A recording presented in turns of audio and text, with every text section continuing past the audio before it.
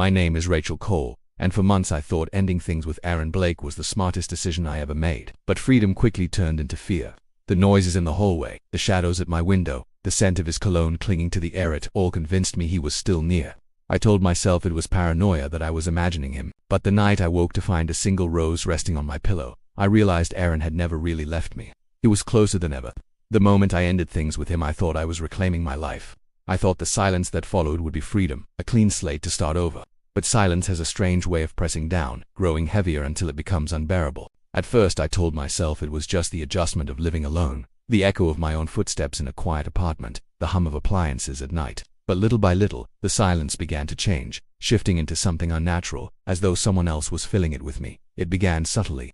I'd return home from work, fumbling with my keys, and notice my living room window cracked open when I was certain I had locked it tight. Sometimes, it was nothing more than a faint draft, but other times it gaped wide enough to let in the sound of the street. I stood there more than once, staring at it, trying to remember if maybe I'd forgotten. But I knew myself. I checked those windows every night. I was careful. Too careful. The footsteps came next. Not every night, not even every week, but often enough that I could not dismiss them as coincidence. Walking home late, the streetlights buzzing overhead, I would hear the steady sound of shoes tapping against the pavement, just behind me. If I slowed, they slowed. If I hurried, the rhythm quickened. I told myself I was being paranoid, turning my head just fast enough to catch a glimpse, but always seeing nothing but empty sidewalks stretching back into shadow. Still, the sensation of eyes digging into the back of my neck never faded. I tried to push it away, to chalk it up to stress. After all, my mind was restless since the breakup. But then came the scent, that sharp woodsy cologne that clung to him like a second skin. The first time I smelled it, I had just stepped through my apartment door. It hit me in a wave, wrapping itself around me so tightly my chest burned.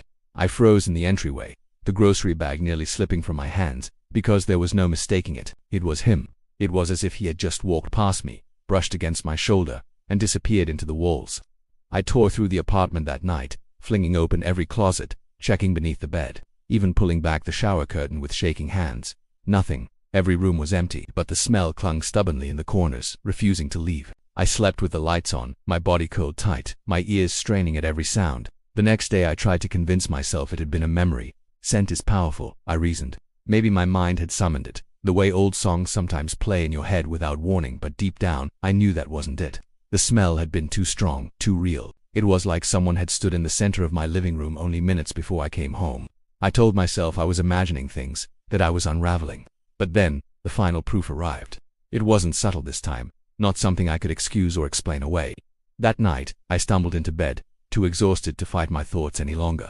Sleep didn't come easily. I drifted in and out, every sound magnified by the quiet. But when morning came, the first thing I saw was not the gray light of dawn seeping through my blinds. It was the deep, crimson red of a single rose. It lay neatly on my pillow, the petals velvety and perfect, the stem trimmed clean as if it had been placed there with care. My chest turned cold, my breath catching halfway in my throat. I reached out with trembling fingers but stopped before touching it. My mind spun, clashing between terror and disbelief. I lived alone. I locked the doors. The windows were shut tight this time. I didn't hear anyone come in. I didn't hear anyone leave. The flower rested there, waiting for me to wake, like a signature, a calling card. Proof that silence is not safety. Proof that someone had been close enough to stand over me as I slept. Close enough to leave something behind. And I realized then, with a sickening certainty, that the nightmare wasn't beginning. It had already begun. I threw the rose away the moment I saw it, dropping it into the trash can as if the petals themselves burned my skin. But even after it was gone, the image haunted me. That flower had not appeared by accident. Someone had entered my room, crossed the invisible barrier I thought protected me, and left it like a whisper against my cheek. I tried to shake it off, to convince myself it was a cruel prank, but every corner of my apartment felt poisoned after that night. The next morning I noticed something small, something so strange I almost convinced myself it wasn't real. My toothbrush was wet. I had not used it yet. It sat in the cup, the bristles damp and slightly bent as though pressed hard against teeth that were not mine. A chill crept down my spine. I stared at it for what felt like an eternity, my body refusing to move, my brain trying to connect the dots. My toothbrush was mine alone. No one else lived here. No one else had permission to be in this space. And yet, someone had been here again. Over the next few days, the little things multiplied. The framed photo of me and my dog, sitting on the table, would be slightly turned, angled away from the window like someone wanted a clearer look. My blankets would be rumpled in ways that didn't match how I had left them. The bathroom light, which I never forgot to switch off, glowed faintly when I woke in the night. I told myself I was slipping, that my mind was breaking under stress, but each detail lodged itself deep inside me, pulling me further from denial. Then came the scratching. It happened at 3 in the morning, sharp and deliberate, a sound so thin it threaded itself into my bones. Long, dragging strokes, nails or something sharper running down the wood of my front door. My heart thrashed against my ribs as I sat up in bed, holding my breath, waiting for it to stop. The sound repeated, slower this time, each scrape lingering in the silence. My throat was dry, my hands clammy, my entire body screaming at me not to move. The scratching lasted minutes, or maybe it lasted hours. Time bent and broke around me as I listened, and then, as suddenly as it began, the sound ceased. I couldn't bring myself to check until morning. The sunlight felt thin, useless against the terror that had rooted itself in me. My hand trembled as I turned the doorknob, pulling the door open to reveal the truth. For deep grooves carved straight down the wood, as though something had dragged claws against it. I touched the marks, my fingertips sinking into the gouges, and my stomach turned. They were fresh, but that wasn't the worst part. Beneath the scratches, taped carefully to the door with a strip of clear tape, was a photograph. My breath hitched as I pulled it free. The edges trembled in my hands as I looked down at the image. It was me. I was asleep, my hair spilling across the pillow, my body curled beneath the sheets. The picture was taken from the edge of my bed, close enough to capture the details of my breathing, the faint rise and fall of my chest. I dropped it instantly, my fingers tingling as though the photograph burned. My stomach churned, bile rising in my throat, because this was not something I could excuse or twist into imagination. This was proof. Someone had been inside, standing over me, watching me while I slept. Someone close enough to lean down and hear my heartbeat, close enough to know the sound of my breathing. I backed away from the door, the room spinning as the weight of it crushed me. He had been here. He had always been here. The rose, the toothbrush, the whispers and the night, all of it connected into a single horrifying truth. He was not just following me, he was living inside the cracks of my life, slipping in and out as if the locks on my doors were nothing but suggestions. I couldn't scream, I couldn't cry. My body was frozen in place, my mind stuck replaying the photograph over and over. My sleeping face, vulnerable and exposed, captured by someone who should not exist in my home. That night, as I tried to force myself into restless sleep, I couldn't shake the image of the camera lens hovering above me, and as I shut my eyes, I thought I heard it again, the faint sound of nails dragging against wood, closer this time, as if the walls themselves were breathing with me. And in that moment, I realized the door hadn't kept him out, it had only kept me in. I stopped sleeping after I found that photograph. The idea of closing my eyes became unbearable. Every time I lay down, all I could picture was the moment the photo had been taken, his shadow standing over me, his hand holding the camera steady, his breath hovering inches from my skin. I would sit in bed for hours, staring into the dark, waiting for the sound of movement, waiting for proof that I wasn't just unraveling. My body screamed for rest, but the fear of being watched pinned my eyes open. The exhaustion soon swallowed me whole. At work, my vision blurred. On the train, I caught myself swaying forward as if I might collapse. My mind became unreliable, slipping in and out of reality, and that was when the whispers began. At first it was just my name, faint and low, the kind of sound you hear when you're drifting on the edge of sleep. I would spin around, certain someone was behind me, but the room always remained empty. Then the whispers grew longer, strings of words I couldn't quite understand, broken syllables pressing against my ears as though someone was speaking through a wall. Sometimes they came from the corner of the room, sometimes from the space beneath my bed, but always close enough to sink into me.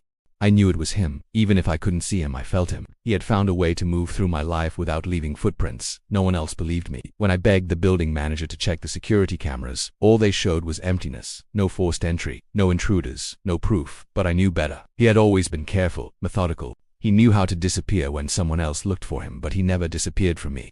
He wanted me to know he was there. One night, desperate to prove I wasn't imagining everything, I forced myself to search the apartment top to bottom. My heart hammered as I opened every cabinet, pushed aside furniture, and checked the locks again and again. The air seemed to thicken as I moved, pressing down on me, making my chest tight. Each room looked ordinary, each space clean, but the feeling of being watched only grew. Finally, I reached the hallway closet. Behind the coats, tucked in the shadows, was a narrow panel I had never opened before. My fingers hesitated before pulling it loose, revealing a crawl space just big enough for someone to hide. The stench hit me first. Damp and sour, like sweat soaked into fabric. My flashlight beam cut through the dark, and that was when I saw them crumpled candy wrappers scattered across the floor, an empty water bottle tucked against the wall, and, worst of all, one of my shirts. It was folded neatly, the fabric stained, worn down as if it had been handled countless times. My stomach twisted, bile rising in my throat as the realization sank in. He hadn't just been visiting, he had been living here. I stumbled back, my hands shaking so badly I nearly dropped the light. The whispers echoed louder now, not imagined but remembered, the sound of someone muttering to themselves in the dark as I slept in the next room. My chest tightened as I thought of the nights I woke, certain I had heard breathing, certain I had seen movement in the corner of my eye. It hadn't been a dream. He had been there, crouched in the crawl space, waiting for the perfect moment to step out. The thought lodged itself in my brain, burrowing deep. How many times had I walked past that closet, completely unaware of him crouched inches away? How many times had I showered, eaten, slept, all while he hid quietly listening, memorizing the rhythm of my life? The walls of the apartment seemed to close in on me, each corner a hiding place, each shadow a trap. I slammed the panel shut and backed away, but the damage was done. I could never unsee it. I could never unknow it. He had erased the barrier between us completely. The locks meant nothing. Privacy was an illusion. I was no longer alone in my own home. That night, as I sat rigid in my bed, I swore I could hear him again. Not scratching, not whispering, but breathing. Deep, steady, patient breathing, seeping through the walls and crawling into my ears. I pressed my hands against my face, forcing my eyes shut, but it didn't matter. He was here. He had always been here. And when I finally opened my eyes, I thought I saw a movement in the closet door. Just the faintest shift, as though it had been pulled an inch wider. I couldn't stay in that apartment after discovering the crawl space. The knowledge that he had lived inside my walls, that he had been watching me in silence, was more than I could bear. I packed quickly, shoving clothes and essentials into bags, leaving behind anything that felt tainted by his presence. Every corner of the place made my skin crawl. I didn't care about breaking the lease or losing money. I just needed to breathe somewhere he had never touched. Somewhere he couldn't reach. For the first week in my new apartment, I almost convinced myself it was over.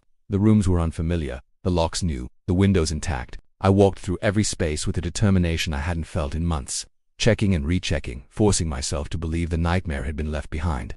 Each night I fell asleep, exhausted, the silence heavy, but different, clean, untouched. I even allowed myself the fragile hope that I had escaped. But hope doesn't last long when someone has already claimed you. It started with the mirrors. At first, a message in the bathroom, faint and jagged, as though scratched by something sharp. I stood frozen, staring at the words etched across the glass. "You look beautiful when you cry." My mouth went dry, my chest tight, as I ran my hand over the letters. The grooves were real, cut deep into the surface, not something that could be wiped away. I smashed the mirror with a towel, shards scattering across the tile, and told myself it was a cruel coincidence, a flaw left behind from the last tenant. But the next night, the message returned. This time on the bedroom mirror. "Don't hide from me." The letters stretched wide, catching the faint glow of the lamp, and for a split second, my own reflection seemed distorted, the glass bending my face into something unrecognizable. My stomach lurched, and I felt the undeniable truth settle in my bones. He had found me. No matter where I went, no matter how far I tried to run, he would always be there. Every day after that, a new message appeared. Some short, some longer, each one twisting the knife deeper. "Forever yours, I see you. Smile for me." I avoided mirrors, covered them, even considered throwing them all away. But the words would simply reappear elsewhere. On windows, on the microwave door, even on the glossy surface of my phone screen when the light hit just right. His voice had taken on a physical form, carved into every reflection I tried to escape. One night I gathered my courage and stood before the bedroom mirror, determined not to look away. My heart pounded as I traced the words with my eyes, forcing myself to confront the reflection. For a long moment, it was only me, pale and trembling. But then, in the very edge of the glass, I saw another figure, tall and blurred, standing behind me. My body locked up, every muscle screaming at once. I spun around, the air slicing into my lungs, but the room was empty. No one was there. Only the stillness, broken by the sound of my own ragged breathing. The fear sank deeper than it ever had before. It wasn't just the notes, the scratches, the presence in my apartment. It was the proof that reality itself could no longer be trusted. I couldn't rely on what I saw, I couldn't rely on what I heard. He had infected every sense, every moment, until nothing belonged to me anymore, not even my reflection. The next morning, I found something new. Pinned to my front door with a knife was a piece of paper, the edges curling slightly. My hands shook as I pulled it free, dreading what words might be waiting. But there was no message, no sentence carved in taunting script, just a single word, written in heavy, deliberate strokes. Home. The letters sank into me like a weight, heavier than all the others combined.